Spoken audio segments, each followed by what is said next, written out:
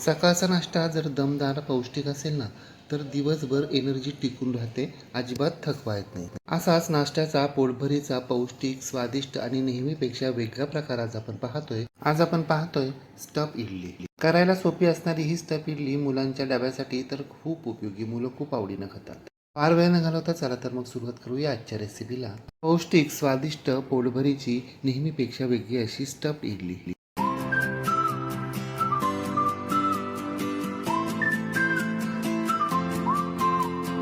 Stuff idli करण्यासाठी आपल्याला इडलीच्या स्टफिंगमध्ये जी भाजी असते ना, ती भाजी प्रथम तयार करावी लागेल. ती कशी करायची ते आपण प्रथम पाहूया. त्यासाठी आपल्याला गॅसवर एक जाड बुडाची कढई गरम करण्यासाठी ठेवायची. कढई चांगली गरम झाली की त्यामध्ये 4 चमचे तेल घालायचे. तेल चांगलं कडकडीत गरम झाले की यामध्ये आपल्याला अर्धा चमचा मोहरी, अर्धा चमचा जिरे, 2-3 तिखट हिरव्या मिरच्यांचे तुकडे, 5-6 कढीपत्त्याची पानं आणि एक मोठा बारीक चिरलेला कांदा घालायचा आहे. पाव चमचा मीठही घालायचं आहे. आता मोठ्या आचेवर कांद्याचा रंग बदलेपर्यंत आपल्याला हे सगळे जिन्नस एकसारखे परतत राहायचे. कांदा परतून झाल्यानंतर यामध्ये आपल्याला पाव चमचा हळद, पाव चमचा हिंग, 1 चमचा आले लसणाची पेस्ट घालायची. 2 मोठ्या बटाट्याच्या उकडलेल्या फोडी घालायच्यात आणि त्या व्यवस्थित मिक्स करून घ्यायच्यात. बटाट्याच्या फोडी मिनिटभर मोठ्या आचेवर परतून झाले की या फोडी आपल्याला उलटण्याच्या सहाय्यानं अशा पद्धतीनं चेचून घ्यायच्यात. म्हणजे सगळे जिन्नस बटाट्याच्या अगदी आतपर्यंत व्यवस्थित मुरले जातात आणि भाजी आणखीन चविष्ट बनते. पुन्हा बटाटा मंद आचेवर 1 मिनिट परतून घ्यायचा आहे आणि बटाटा परतून झाला की या बटाट्यामध्ये आपल्याला अर्ध्या लिंबाचा रस पिळायचा आहे. तो व्यवस्थित मिक्स करून घ्यायचा आहे. लिंबाचा रस व्यवस्थित मिक्स करून झाल्यानंतर आपल्या आवडीप्रमाणे बारीक चिरलेली हिरवीगार फ्रेश कोथिंबीर पेरायची. तीसुद्धा व्यवस्थित मिक्स करून घ्यायची. आपली स्टफिंगसाठीची बटाट्याची भाजी तयार झालेली आहे. आता गॅस बंद करायचा आहे आणि भाजी आपल्याला एखाद्या बोलमध्ये काढून घ्यायची आहे आणि बारीक केलेल्या हिरव्यागार फ्रेश कोथिंबीरीनं सजवायची आहे. आपल्याला ही भाजी स्टफ करायची आहे म्हणून ही भाजी करताना बटाट्याच्या फोडी अर्धवट मॅश करून घ्यायच्या. आता ही भाजी आपल्याला 5 मिनटं कोमट करून घ्यायची आहे आणि या बटाट्याच्या भाजीचे आपल्याला सिलेंडरच्या आकाराचे छोटे छोटे रोल तयार करायचे आहेत. त्यासाठी आपल्या तळहातांना तेल लावायचे. मोठ्या लिंबा एवढा भाजीचा गोळा हातामध्ये घ्यायचा आहे. हा भाजीचा गोळा आपल्याला तळहातावर अगदी हलक्या हातानं गोल करून घ्यायचा आहे आणि मग त्याला अशा पद्धतीनं सिलेंडरचा आकार द्यायचा आहे. सगळ्या भाजीचे आपल्याला अशा पद्धतीनं सिलेंडरसारखे रोल तयार करून घ्यायचे. सगळ्या भाजीचे रोल तयार करून झाल्यानंतर यावर झाकण ठेवायचे आणि हे रोल आपल्याला बाजूला ठेवून द्यायचे. तोपर्यंत आपण इडलीसाठीचं सांबार तयार करायला घेऊया. सांबार तयार करण्यासाठी सर्वप्रथम आपल्याला 2 मध्यम आकाराचे कांदे पातळ उभे चिरून घ्यायचे.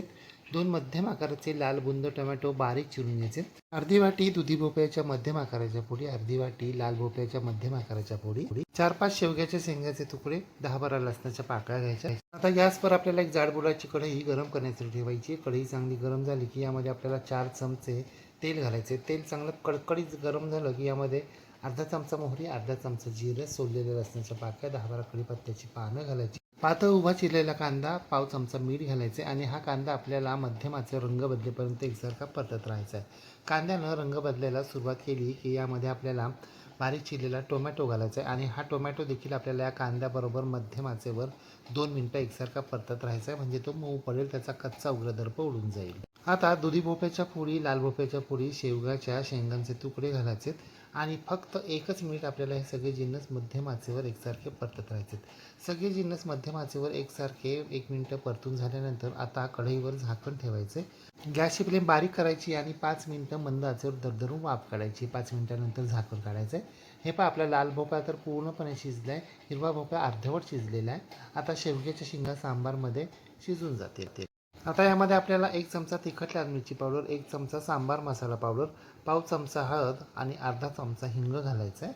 सुपारी एवढी चिंच घालायची. सगळे जिन्नस व्यवस्थित मिक्स करून घ्यायचे आणि हे सगळे जिन्नस आपल्याला मध्यम आचेवर एकसारखे 1 मिनिट परतत राहायचे. सगळे जिन्नस व्यवस्थित परतून झाल्यानंतर यामध्ये आपल्याला 2 मोठ्या वाट्या शिजवून हाटून घेतलेली घट्ट मिक्स डाळ घालायची आहे. सगळ्या भाज्या डाळीमध्ये व्यवस्थित मिक्स झाल्यानंतर गॅसची फ्लेम आपल्याला बारीक करायची आणि मंद आचेवर कढईवर झाकण ठेवून दरदरून 5 मिनिटं वाफ काढायची. अशा प्रकारे मसाल्यांमध्ये डाळ घालून 5 मिनिटं दरदरून वाफ काढली ना, तर सगळे मसाले या डाळीमध्ये अगदी व्यवस्थित मुरतात. 5 मिनिटानंतर झाकण काढायचं आणि पुन्हा एकदा डाळ व्यवस्थित हलवून घ्यायची. आता चिंचेचा आंबटपणा बॅलन्स करण्यासाठी यामध्ये आपल्याला 2 मोठे चमचे बारीक चिरलेला गूळ घालायचा आहे. तो व्यवस्थित मिक्स करून घ्यायचा आहे. गूळ व्यवस्थित मिक्स झाल्यानंतर यामध्ये आपल्याला 4 वाट्या पाणी घालायचं आहे. गॅसची फ्लेम मोठी करायची आहे आणि खळखळून उकळी आणायची आहे. अगदी 3-4 मिनटातच आपल्या सांबारला खळखळून उकळी आली आहे. आता हे सांबार आपल्याला चमच्याच्या साहाय्यानं व्यवस्थित हलवून घ्यायचे. गॅसची फ्लेम बारीक करायची, कढईवर झाकण ठेवायचे आणि मंद आचेवर हे सांबार 10 मिनटं असंच उकळू द्यायचं आहे. परंतु झाकण ठेवताना झाकणाला थोडीशी फट ठेवायची, म्हणजे आपल्या सांबाराला तर्री छान येते.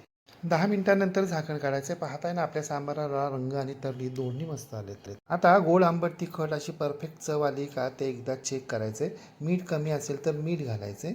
बारीक चिरलेली हिरवीगार फ्रेश कोथिंबीर घालायची आहे.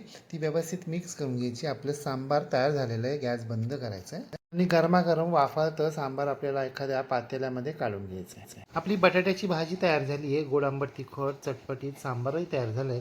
आता आपण प्रत्यक्ष इडली करायला घेऊया. आज आपण जी स्टफ इडली करणार आहोत ना, त्या इडलीचा आकार काही रेग्युलर इडलीसारखा गोल गरगरीत नसणार आहे बरं का, तर सिलेंडरसारखा लांबट आकार असणार आहे. त्यासाठी आपल्याला आपल्या घरात जो मसाल्याचा डब्बा असतो ना, त्यातल्या बरण्या म्हणजे वाट्या घ्यायच्यात आणि त्यांना आतल्या बाजूनं अशा प्रकारे तेल लावून घ्यायचं. आपण इडली प्लेटला कसं लावून घेतो अगदी तसं. आपलं इडलीचं जे मिश्रण असतं ना, ते मिश्रण आपल्याला घ्यायचं. चवीप्रमाणे मीठ घालायचं, आवश्यकतेप्रमाणे सोडा घालायचा आहे. दोन्ही जिन्नस इडलीच्या मिश्रणामध्ये व्यवस्थित मिक्स करून घ्यायचे.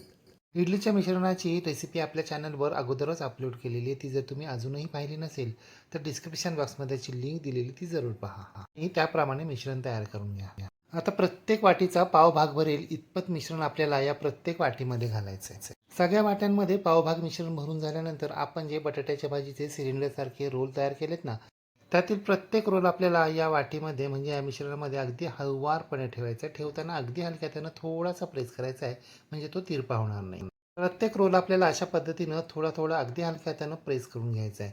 सगळे रोल व्यवस्थित सेट झाल्यानंतर आता पुन्हा एकदा आपल्याला या प्रत्येक वाटीमध्ये बटाट्याच्या भाजीचे रोल पूर्णपणे झाकले जातील इतपत मिश्रण घालायचं आहे. सुरुवातीला मिश्रण घातल्यानंतर आपल्याला पूर्ण रोल झाकलेला दिसेल, परंतु काय होतं, आपण जेव्हा मिश्रण या प्रत्येक वाटीमध्ये घालतो ना, तेव्हा बटाटा रोलच्या अवतीभोवती अगदी खालपर्यंत हे मिश्रण पसरलं जातं. म्हणून आपल्याला हळूहळू मिश्रण घालायचं आहे आणि मिश्रण घातल्यानंतर 2 मिनिटांनी बटाट्याच्या भाजीचे रोल पूर्णपणे झाकलेत ना, हे एकदा तपासून पाहायचे. आपल्या वाट्यांमध्ये सगळे रोल भरून झालेले आहेत. आता जोपर्यंत हे रोल भरत होतो ना, तोपर्यंत एका बाजूला मी इडली पात्रामध्ये पाणी गरम करण्यासाठी ठेवलं होतं. आता भरून ठेवलेल्या या वाट्या आपल्याला इडली पात्रामध्ये ठेवायच्या. इडली पात्राचं झाकण लावायचं आहे आणि मध्यम आचेवर 15 मिनिटं दरदरून वाफ काढायची आहे. परंतु 10 ते 12 मिनिटानंतर एकदा झाकण काढायचं आहे आणि आपली इडली शिजली की नाही ते एकदा बोट लावून तपासून पाहायचं आहे. बोटांना मिश्रण अजिबात लागत नाहीये, याचा अर्थ आपली इडली व्यवस्थित शिजली आहे. आता गॅस बंद करायचा. इडली पात्रातून या वाट्या बाहेर काढून घ्यायच्यात, पूर्णपणे थंड करून घ्यायच्यात आणि पूर्णपणे थंड झाल्यानंतर प्रत्येक वाटीवर म्हणजे प्रत्येक इडलीवर अशा प्रकारे चिमूटभर मिरची पावडर भुरभुरून घ्यायची आहे. आणि हे पहा, अशा पद्धतीनं सुरीच्या साहाय्यानं इडली सोडवून घ्यायची आहे, वाटी पालथी करायची आहे. त्यानंतर थोडंसं हातानं टॅप करायचं आहे आणि वाटी काढून घ्यायची आहे. प्रत्येक इडली आपल्याला आधी सुरीच्या साहाय्यानं कडेनं सोडून घ्यायची आहे, मग वाटी पालथी करायची आहे, टॅप करायचे आणि आपल्याला इडली सोडून घ्यायची आहे. जर वाट्या पूर्णपणे थंड झाल्या असतील तरच आपली इडली व्यवस्थित सुटेल, नाही तर मग चिकटून राहील. सगळ्या इडल्या सोडून झाल्यानंतर प्रत्येक इडली आपल्याला अशा पद्धतीनं मधून कापून घ्यायची, म्हणजे तिचे 2 भाग करायचे, उभे 2 भाग करायचे. तुम्हाला जर 4 भाग करायचे असेल तर तुम्ही 4 भागही करू शकता. आहे की नाही इडलीसारखीच, परंतु नेहमीपेक्षा वेगळी. मग तुम्ही सुद्धा अशा प्रकारे स्टफ इडली एकदा तरी करून पहा व कशी झाली ते कमेंट बॉक्समध्ये मला नक्की सांगा. रेसिपी आवडल्यास लाईक शेअर कमेंट करायला विसरू नका. आणि हो, तुम्ही जर अजूनही गृहविष्णू किचन चॅनलला सबस्क्राईब केलं नसेल तर प्लीज नक्की सबस्क्राईब करा. शेजारील बेल आयकॉनवर प्रेस करा, ऑल सिलेक्ट करा, म्हणजे माझ्या नवनवीन रेसिपींचे नोटिफिकेशन तुमच्या मोबाईलवर येतील. पुन्हा भेटूया अशाच एका नवीन रेसिपीसह. तोपर्यंत नमस्कार व रेसिपी शेवटपर्यंत पाहिल्याबद्दल धन्यवाद.